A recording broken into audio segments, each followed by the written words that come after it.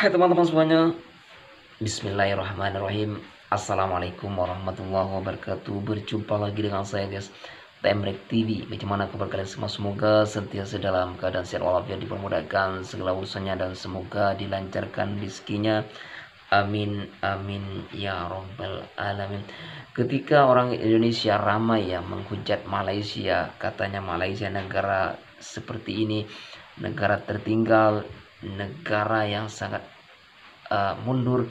Tetapi dalam hal ini Malaysia memilih diam dan melawan dengan prestasi guys. Dalam hal ini guys, saya dapat requestan daripada teman-teman di Malaysia ya, yaitu tentang terowong smart.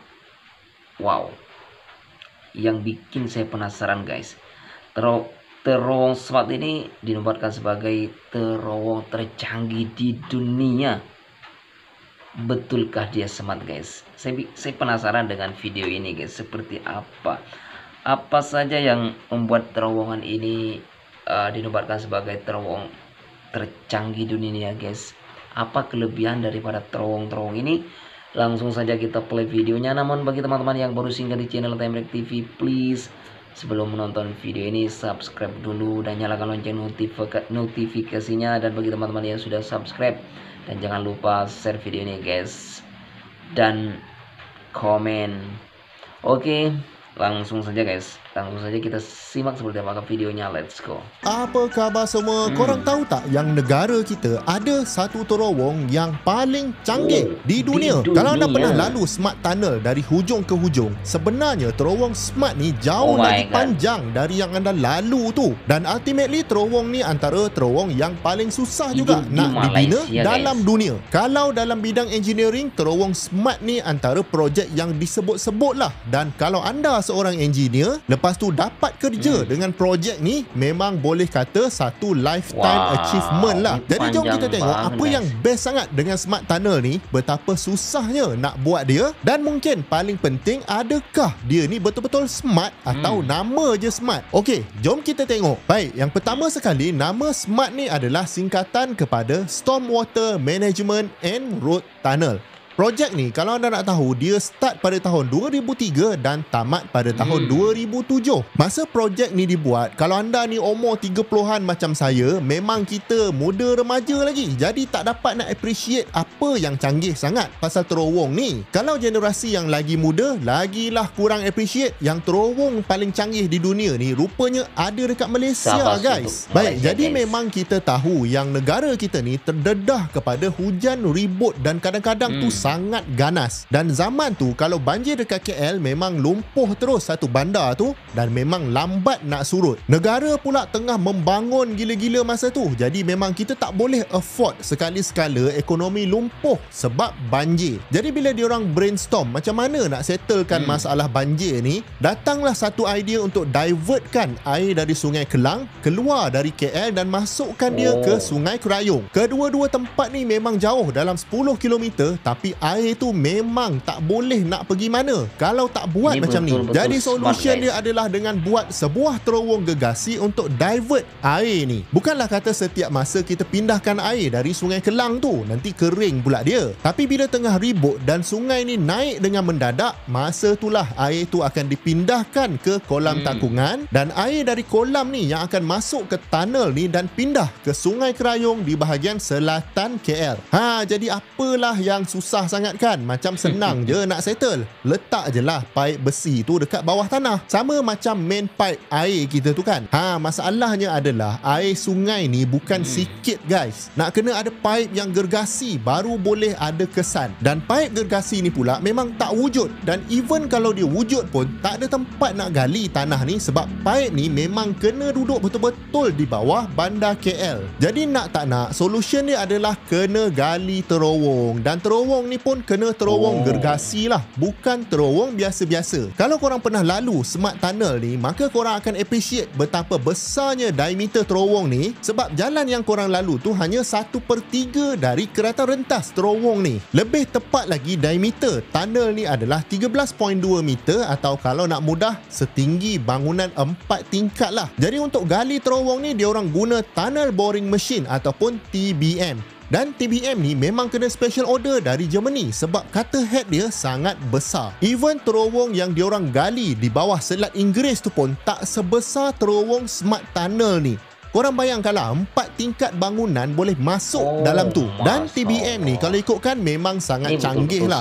Dia boleh gali, lepas tu terus dia buatkan dinding terus. Maknanya sekali jalan terus siap. Kalau anda minat nak tahu details pasal TBM ni, penjelasan penuh tentang TBM ada dekat sini. Masalah seterusnya pula adalah disebabkan dekat Malaysia ni selalu hujan, maka dekat bawah tanah kita ni ada kemungkinan berlaku formation macam cavity atau bahasa mudahnya gua-gua lah. Dalam dokumentari yang saya tengok, tapak asal menara KLCC sekarang ni terpaksa dialihkan dalam 60 meter sebab di bawah tapak asal tu ada kaviti gergasi macam ni. Jadi tak boleh nak letak menara yang sangat berat ni dekat atas tanah yang tak kukuh. Sama jugalah kisahnya dengan Smart Tunnel ni. Kalau kata TBM tu tengah gali, sekali tiba-tiba ada gua dekat depan tu, silap hari bulan boleh tergolek TBM tu masuk dalam gua. Kalau jadi macam ni memang bahaya dan most likely akan ada kemalangan jiwa. Sebab TBM tu sangat besar dan memang ramai orang bekerja dekat dalam tu. Plus projek pula akan delay lama gila, confirm akan rugi berjuta-juta. Itu risiko TBM tergolek.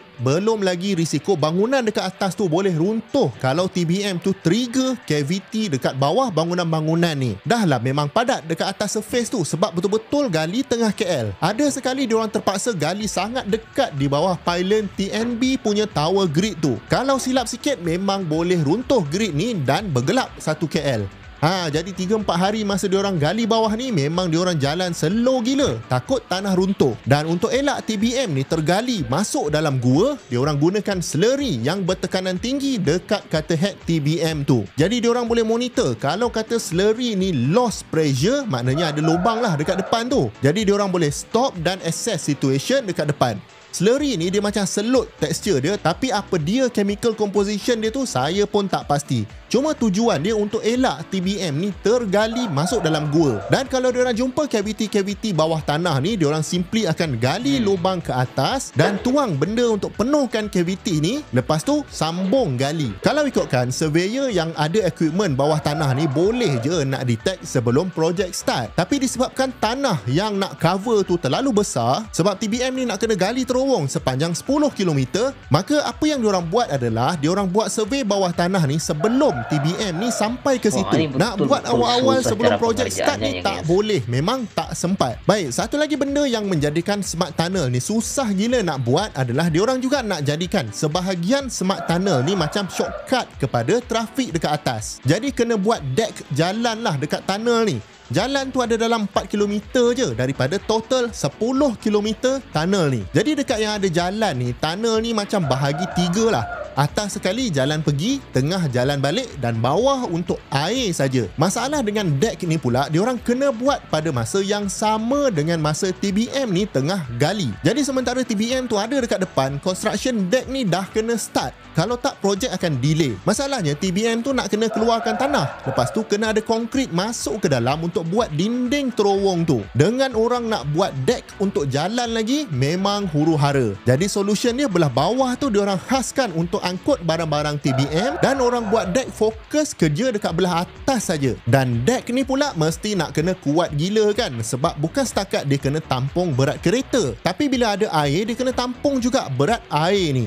Memang nightmare jugalah jadi consultant engineer yang tukang kira nak guna besi tebal mana contohnya. Buatnya tersalah kira, rosak tunnel tu satu hal pula. Dan akhirnya berjaya juga diorang siapkan tunnel ni sekali dengan deck untuk kereta lalu. Boleh tahan ramai juga orang lalu dan tol pun dia kutip. Cuma saya tak pasti dah balik modal ke belum sebab tunnel ni kos dia hampir 2 bilion ringgit. Kalau anda tahu, cuba komen dekat bawah.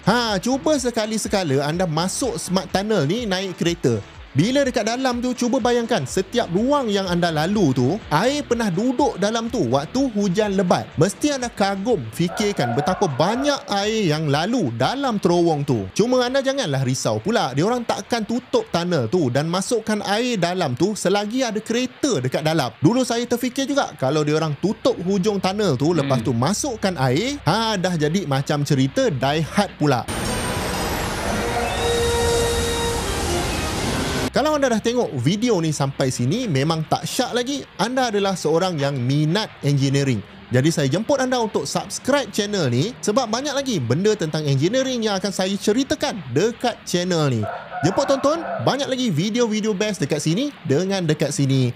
Jumpa lagi di video yang akan datang. Assalamualaikum. Waalaikumsalam. Wah, memang betul-betul susah sangat ya pengerjaan daripada terowong smart ini guys.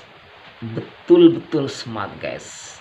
Ini memang ya pantas bila diakui sebagai terowong tercanggih di dunia. Oke teman-teman, apapun itu, terima kasih teman-teman sudah menonton video ini. Semoga teman-teman merasa terinspirasi dengan video tadi, dan semoga ini jadi bahan pembelajaran untuk kita semua. Oke teman-teman, terima kasih sudah menonton video ini. Saya Temrek undur diri. Wassalamualaikum warahmatullahi wabarakatuh.